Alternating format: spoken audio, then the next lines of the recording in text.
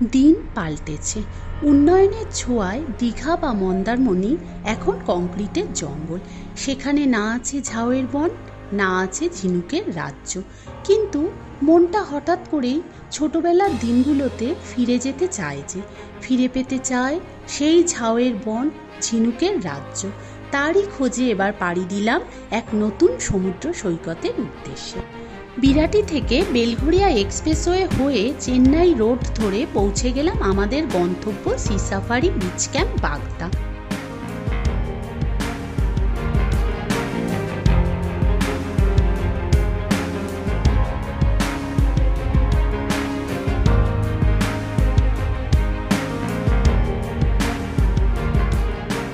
কলকাতা থেকে এই ক্যাম্পের দূরত্ব মাত্র 246 কিলোমিটার। গাড়িতে সময় লাগে প্রায় 5.5 ঘন্টা।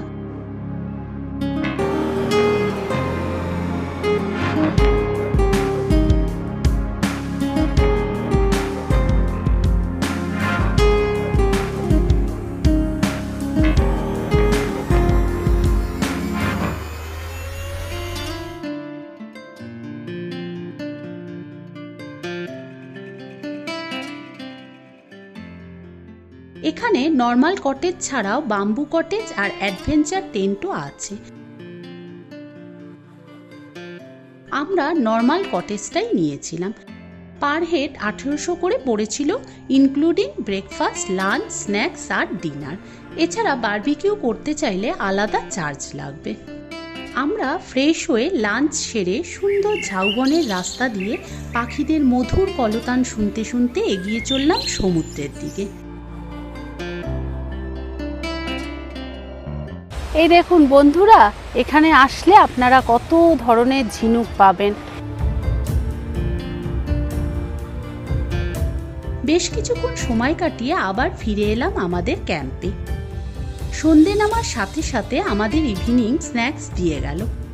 তারপর খোলা আকাশে আগুনের উষ্ণতা নিতে নিতে বারবিকিউ করলাম।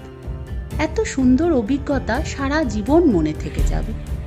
রাতে রুটি, চিকেন, মিষ্টি দিয়ে ডিনার করে শুয়ে পড়লাম। পরের দিন সকালে লুচি, তরকারি, চা দিয়ে ব্রেকফাস্টটা সেরে নিয়ে আবার একটু সমুদ্রের ধার দিয়ে ঘুরে এলাম। দেখো বন্ধুরা, কি সুন্দর একটা দোলনা। এখানে বেশ কিছুক্ষণ রিল্যাক্স করলাম।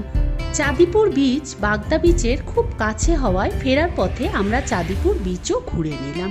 আপনারা যদি আমাদের মতন প্ল্যান করে যেতে চান তাহলে নিচে দেওয়া লিঙ্কে ক্লিক করে ফুল ব্লগটা দেখতে পারেন।